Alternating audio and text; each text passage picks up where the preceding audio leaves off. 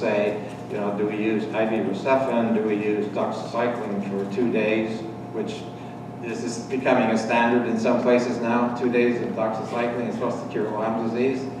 Well, it's not really it's not the bacteria that's the problem, and that's where we're running into problems.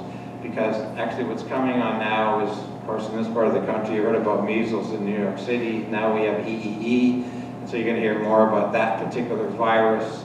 And as I suggested last night, if you look at the ecology of the world of microbes, if you take a triangle, and one of the corners is bacteria, one of the corners is viruses, and the other corner is fungus.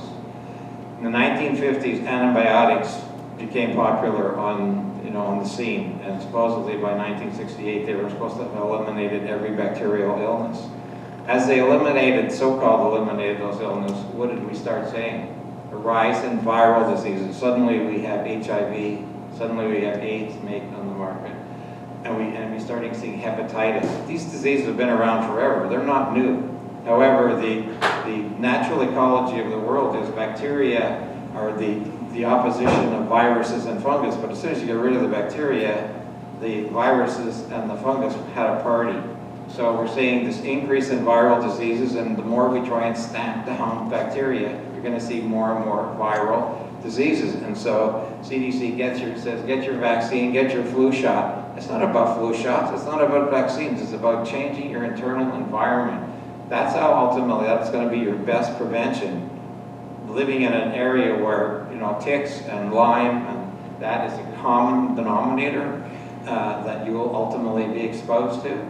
But it doesn't mean that you're destined to develop the unfortunate symptoms that come with Lyme disease. So, our approach is not to say, oh yeah, which antibiotic do we use?